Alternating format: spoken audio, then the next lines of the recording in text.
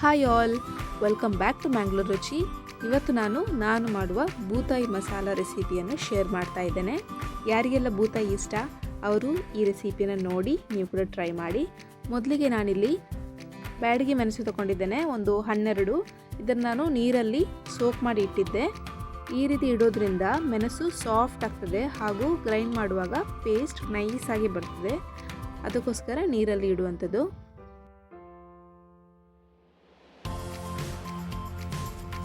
ಇವಾಗ 2 tea spoon ಅಷ್ಟು ಕೊತ್ತಂಬರಿ ಕಾಳನ್ನು ಹಾಕ್ತಾ ಇದ್ದೇನೆ. ಇದು ಯಾವುದನ್ನು ರೋಸ್ಟ್ ಮಾಡಿಲ್ಲ, ಎಲ್ಲ ಹಸಿಯಾಗಿಯೇ ಗ್ರೈಂಡ್ ಮಾಡಿದರೆ ಆಯಿತು.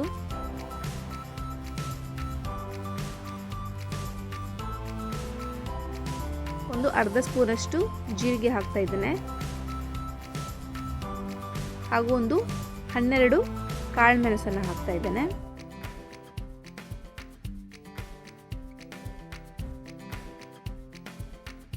ಇಲ್ಲಿ ನಾನು 2 ಈರುಳ್ಳಿಯನ್ನು ಹೆಚ್ಚಿಟ್ಟಿದ್ದೆ. ಇದರಲ್ಲಿ ಒಂದು ಸಣ್ಣ ಈರುಳ್ಳಿಯಷ್ಟು ಹಾಕ್ತಾ ಇದ್ದೇನೆ ಕಡಿಲಿಕ್ಕೆ, ಹಾಗೂ ಒಂದು 4 ಎಸಳಷ್ಟು ಬೆಳ್ಳುಳ್ಳಿ,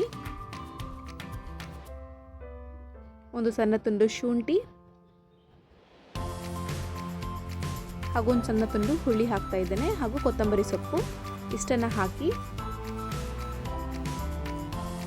ಈ ಸಮಯದಲ್ಲಿ ಅರಿಶಿನ ಪೌಡರನ್ನು ಹಾಕಿ ಆಯಿತಾ. ಇಲ್ಲಿ ನನಗೆ ಮಿಸ್ ಆಗಿದೆ ಹಾಕಲಿಕ್ಕೆ. ಹಾಗೂ ಒಂದು ಸ್ವಲ್ಪ ಉಪ್ಪನ್ನು ಹಾಕಿ ಇದನ್ನು ನೈಸ್ ಪೇಸ್ಟ್ ಮಾಡುವ.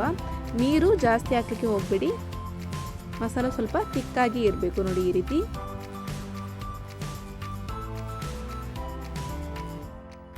ಇವಾಗ ಬೂತಾಯಿ ಮೀನನ್ನು ಚೆನ್ನಾಗಿ ತೊಳೆದು ತೊಗೊಂಡು ಬಂದಿದ್ದೇನೆ. ಇದಕ್ಕೀಗ ಮಸಾಲ ಹಾಕಲಿಕ್ಕೆ ಉಂಟು. ನಾವು ಕಡೆದಿಟ್ಟ ಮಸಾಲವನ್ನೇ ಅದರಲ್ಲಿ ಒಂದು 2 ಸ್ಪೂನಷ್ಟು ಮಸಾಲ ಇದಕ್ಕೆ ಹಾಕಿ ನಾನು ಚೆನ್ನಾಗಿ ಮಿಕ್ಸ್ ಮಾಡಿ ಇಡ್ತೇನೆ. 2 ಸ್ಪೂನಷ್ಟು ಮಾತ್ರ ಹಾಕಿದ್ದೇನೆ, ಬಾಕಿ ಮಸಾಲೆ ಆಮೇಲೆ ನಮಗೆ ಮಸಾಲೆಗೆ ಬೇಕಾಗ್ತದೆ. ಈಗ ನಾನು ನೋಡಿ ಅರಿಶಿನ ಪೌಡರ್ ಈಗ ಆ್ಯಡ್ ಮಾಡಿದ್ದೇನೆ, ನೀವು ಕಡಿಯುವಾಗನೇ ಹಾಕಿ.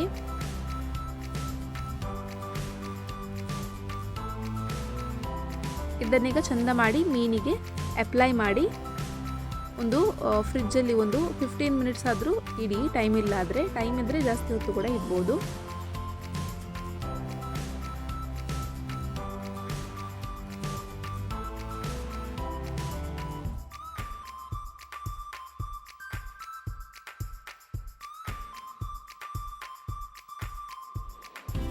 ಇವಾಗ ನಾನಿಲ್ಲಿ ಮೀನು ಫ್ರೈ ಮಾಡಲಿಕ್ಕೆ ತೆಂಗಿನ ಎಣ್ಣೆಯನ್ನು ಹಾಕ್ತಾ ಇದ್ದೇನೆ. ತೆಂಗಿನ ಎಣ್ಣೆ ಆದಷ್ಟು ಯೂಸ್ ಮಾಡಿ, ಫ್ಲೇವರ್ ಒಳ್ಳೆ ಬರ್ತದೆ ಇದರಿಂದ. ಇವಾಗ ಮೀನನ್ನು ಒಂದೊಂದಾಗಿ ಹಾಕ್ತಾ ಇದ್ದೇನೆ ಫ್ರೈ ಮಾಡಲಿಕ್ಕೆ.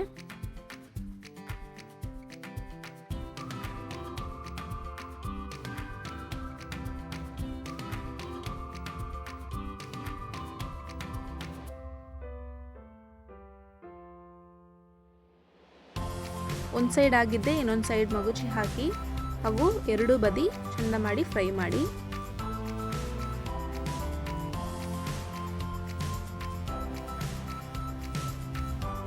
ಫ್ರೈ ಆಗಿದ್ದೆ ಇನ್ನೊಂದು ಪ್ಲೇಟಿಗೆ ತೆಗೆದಿಟ್ಟರೆ ಆಯಿತು. ಹೀಗೆ ಎಲ್ಲ ಮೀನನ್ನು ಫ್ರೈ ಮಾಡಿದರೆ ಆಯಿತು.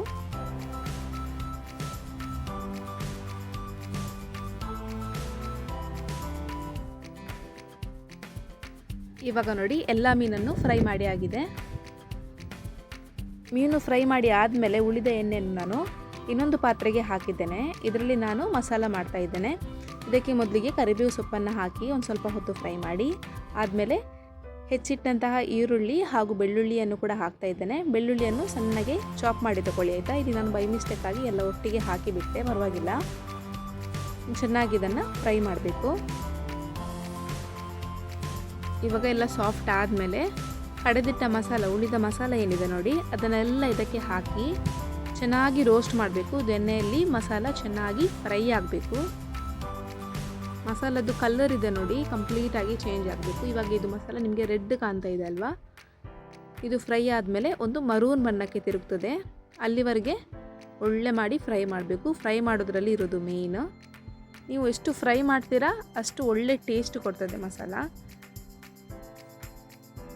ಮೊದಲಿಗೆ ಒಂದು ಸ್ವಲ್ಪ ಹೊತ್ತು ಮುಚ್ಚಿಟ್ಟು ನಿಮಗೆ ರೋಸ್ಟ್ ಮಾಡ್ಕೊಳ್ಬೋದು.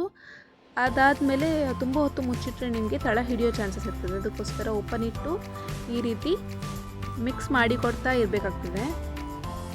ಇವಾಗ ನೋಡಿ ಮಸಾಲ ಗಟ್ಟಿಯಾಗಿ ಎಣ್ಣೆ ಎಲ್ಲ ಸ್ವಲ್ಪ ಮೇಲೆ ಬಂದಿದೆ ಹಾಗೂ ಮಸಾಲ ಗಟ್ಟಿಯಾಗಿದೆ ನೋಡ್ಬೋದು ನೀವು. ಈಗ ಮೀನು ಹಾಕಿ ಚೆಂದ ಮಾಡಿ ಮಸಾಲ ಮೇಲಿಂದ ಸ್ವಲ್ಪ ಸ್ವಲ್ಪ ಕೋಟಿಂಗ್ ಮಾಡಿದರೆ ಆಯಿತು. ತುಂಬ ಹೊತ್ತು ಮಿಕ್ಸ್ ಮಾಡಲಿಕ್ಕೆ ಹೋಗಬೇಡಿ. ಮೀನು ಜಸ್ಟ್ ಇಟ್ಟು ಮಸಾಲ ಸೈಡಿಂದ ತೆಗೆದು ಮೀನಿನ ಮೇಲೆ ಸ್ವಲ್ಪ ಸ್ವಲ್ಪ ಕೋಟಿಂಗ್ ಕೊಡಿ, ಅಷ್ಟೇ ಸಾಕು. ಇವಾಗ ಬೂತಾಯಿ ಮಸಾಲ ರೆಡಿಯಾಗಿದೆ. ಗಾರ್ನಿಷಿಂಗಿಗೆ ಬೇಕಾದರೆ ನಿಮಗೆ ಮೇಲಿಂದ ಸ್ವಲ್ಪ ಕೊತ್ತಂಬರಿ ಸೊಪ್ಪು ಹಾಗೂ ಒಂದು ಹಾಫ್ ಲೆಮನನ್ನು ಸ್ಕ್ವೀಸ್ ಮಾಡಿ ತಗೊಳ್ಬೋದು, ಒಳ್ಳೆ ಟೇಸ್ಟ್ ಬರ್ತದೆ. ಯಾರೆಲ್ಲ ಈ ರೀತಿ ಮಸಾಲ ಮಾಡಿ ಟ್ರೈ ಮಾಡಲಿಲ್ಲ, ಯಾವಾಗಲೂ ಒಂದೇ ಥರ ಕರಿ ತಿಂದು ಬೋರ್ ಆಗಿರುತ್ತೆ, ಈ ರೀತಿ ಒಂದ್ಸಲ ಟ್ರೈ ಮಾಡಿ, ಆಮೇಲೆ ಪದೇ ಪದೇ ನೀವೇ ಮಾಡ್ತಾ ಇರ್ತೀರಾ. ನಿಮಗೆ ನಾನು ತೋರಿಸೋ ರೆಸಿಪೀಸ್ ಇಷ್ಟ ಆಗ್ತಿದ್ರೆ ದಯವಿಟ್ಟು ಚಾನಲ್ನ ಸಬ್ಸ್ಕ್ರೈಬ್ ಮಾಡಿ ಹಾಗೂ ಸಪೋರ್ಟ್ ಮಾಡಿ. ನಿಮ್ಮ ಫ್ರೆಂಡ್ಸ್ ಹಾಗೂ ಫ್ಯಾಮಿಲಿಯೊಂದಿಗೆ ಶೇರ್ ಮಾಡಿ. ಸಿಗುವ ಮುಂದಿನ ವಿಡಿಯೋದಲ್ಲಿ. ಅಲ್ಲಿವರೆಗೂ ಟೇಕ್ ಕೇರ್, ಬಾಯ್.